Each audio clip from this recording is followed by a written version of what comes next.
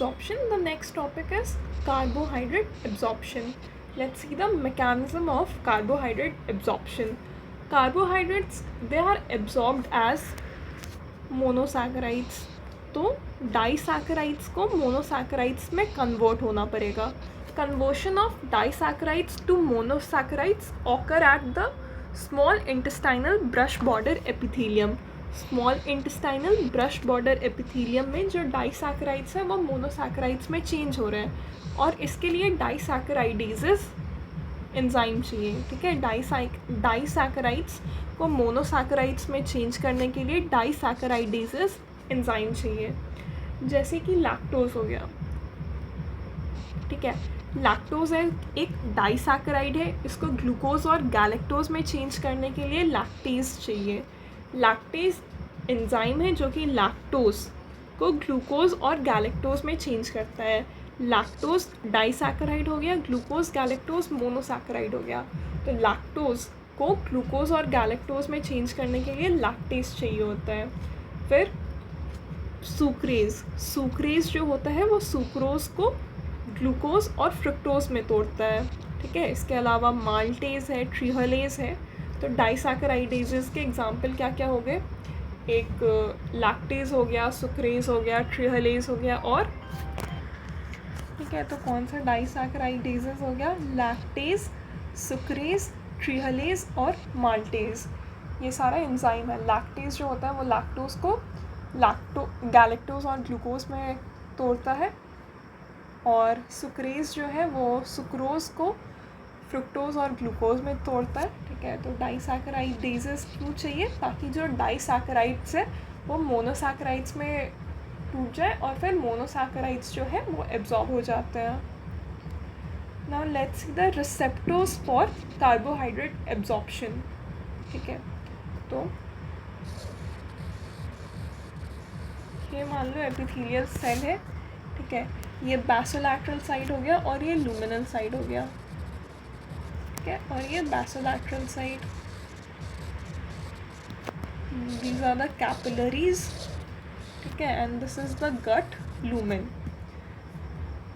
तो luminal side या apical membrane के साइड SGLT1 प्रेजेंट होता है. SGLT1 प्रेजेंट होता है. SGLT1 से दो चीज़ का ट्रांसपोर्टेशन होता है. ठीक है, SGLT1 से दो चीज़ होता है, एक तो ग्लूकोज और दूसरा गैलेक्टोज. और ग्लूकोज और गैलेक्टोज का एक्टिव ट्रांसपोर्ट होता है, सेकेंडरी एक्टिव ट्रांसपोर्ट होता है. SGLT1 में ग्लूकोज और गैलेक्टोज का ट्रांसपोर्ट होता है, सेकेंडरी एक्टिव ट्रांसपोर्ट होता है. एक और रिसेप्टर है दैट इज़ GLUT5. ठीक है, बाकी जो बचा फ्रुक्टोज. ठीक है, फ्रुक्टोज का ट्रांसपोर्टेशन होता है GLUT5 से और फ्रुक्टोज का फैसिलिटेटेड डिफ्यूजन होता है. ठीक है, तो लूमिनल साइड दो चीज़ें प्रेजेंट थी, दो रिसेप्टर्स प्रेजेंट था. एक तो SGLT1 हो गया. SGLT1 से एक्टिव ट्रांसपोर्ट होता है, सेकेंडरी एक्टिव ट्रांसपोर्ट होता है किसका? ग्लूकोज का और गैलेक्टोज का. उसके अलावा एक और प्रेजेंट था दैट इज़ GLUT5. GLUT5 से कौन एब्जॉर्ब होता है? That is fructose. और फ्रुक्टोज का फैसिलिटेटेड डिफ्यूजन होता है. F से फ्रुक्टोज, F से फैसिलिटेटेड डिफ्यूजन. ठीक है, तो एपिकल मेम्ब्रेन के साइड, लूमेन के साइड दो चीज़ें प्रेजेंट थी. एक SGLT1 से दो चीज़ें ट्रांसपोर्ट होती हैं, G से ग्लूकोज, G से गैलेक्टोज. ठीक है, और इनका एक्टिव ट्रांसपोर्ट होता है, सेकेंडरी एक्टिव ट्रांसपोर्ट. GLUT5 भी एपिकल मेम्ब्रेन साइड प्रेजेंट होता है और इससे GLUT5 से फ्रुक्टोज ट्रांसपोर्ट होता है. ठीक है, SGLT stands for sodium glucose को ट्रांसपोर्टर. ठीक है, तो ये हो गया किस साइड का? लूमिनल साइड का. अब बेसोलैटरल साइड मतलब जिस साइड कैपिलरीज प्रेजेंट है, यहाँ पे प्रेजेंट होता है GLUT2. ठीक है, यहाँ पे प्रेजेंट होता है GLUT2 बेसोलैटरल साइड. और GLUT2 से क्या होता है? GLUT2 facilitates exits of glucose, galactose and fructose into the circulation. ठीक है, एंट्री के लिए, एब्जॉर्प्शन के लिए दो चीज़ चाहिए था, बट मतलब सेल में आने के लिए दो चीज़ चाहिए था, एक तो SGLT1 और GLUT5. पर कैपिलरीज में जाने के लिए, सर्कुलेशन में जाने के लिए सिर्फ एक ही रिक्वायर्ड है, उसी से तीनों हो जाएगा, दैट इज़ GLUT2। तो GLUT2 जो है वो बेसोलैटरल साइड प्रेजेंट होता है, इससे ग्लूकोज, गैलेक्टोज, फ्रुक्टोज तीनों सर्कुलेशन में चला जाता है। तो ये गट के लेवल पे था। लिवर में दो चीज़ें प्रेजेंट होती हैं, एक GLUT5 और एक GLUT2। ठीक है, तो लिवर में जो GLUT2 प्रेजेंट होता है उससे ग्लूकोज ट्रांसपोर्ट होता है, और जो GLUT5 प्रेजेंट होता है उससे गैलेक्टोज और फ्रुक्टोज प्रेजेंट ट्रांसपोर्ट होता है। ये रहा लिवर सेल, ये रहा सर्कुलेशन। ठीक है, यहाँ पे एक पहला हो गया GLUT2। ठीक है, तो GLUT2 से सिर्फ एक चीज़ अंदर आएगा, दैट इज़ ग्लूकोज। और GLUT5 जो है, GLUT5 से दो चीज़ अंदर आएगा, एक तो हो गया गैलेक्टोज और दूसरा हो गया फ्रुक्टोज। ठीक है,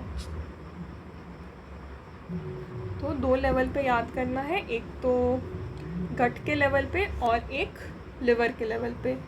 तो ग्लूकोज के लिए क्या क्या है, ग्लूकोज के लिए गट में क्या था देख लेते हैं। ग्लूकोज है, ग्लूकोज के लिए गट में क्या था, SGLT1, स्मॉल इंटेस्टाइन में SGLT1 था, और यहाँ पे वी हैव GLUT2 लिवर में। ठीक है, फिर फ्रुक्टोज हो गया, फ्रुक्टोज के लिए दोनों जगह GLUT5 ही था, फ्रुक्टोज के लिए दोनों जगह GLUT5 था। और बचा हमारा गैलेक्टोज, गैलेक्टोज के लिए स्मॉल इंटेस्टाइन में तो SGLT1 था, और लिवर में क्या प्रेजेंट था, GLUT5। ठीक है, तो ये हो गया एब्जॉर्प्शन ऑफ द मोनोसैकेराइड्स। और ग्लूकोज और गैलेक्टोज का सेकेंडरी एक्टिव ट्रांसपोर्ट होता है, फ्रुक्टोज का फैसिलिटेटेड डिफ्यूजन होता है। तो SGLT1 से ग्लूकोज और गैलेक्टोज का सेकेंडरी एक्टिव ट्रांसपोर्ट हो रहा है। ठीक है, तो अगर SGLT1 में डिफेक्ट होगा तो इसके कारण फेमिलियल ग्लूकोज गैलेक्टोज माल एब्जॉर्प्शन सिंड्रोम होता है। SGLT1 के कारण, SGLT1 में डिफेक्ट के कारण फेमिलियल ग्लूकोज गैलेक्टोज माल एब्जॉर्प्शन सिंड्रोम होता है। ठीक है, let's see the defects in carbohydrate mall absorption. पहला है लैक्टेज डिफिशिएंसी। लैक्टेज डिफिशिएंसी होगा तो जो लैक्टोज है वो ग्लूकोज और गैलेक्टोज में चेंज नहीं हो पाएगा। ठीक है, ये अनएब्जॉर्ब्ड ही रह पाएगा। ठीक है, तो लैक्टोज डिफिशिएंसी जो है, this is a type of selective mall absorption, selective mall absorption of carbohydrate.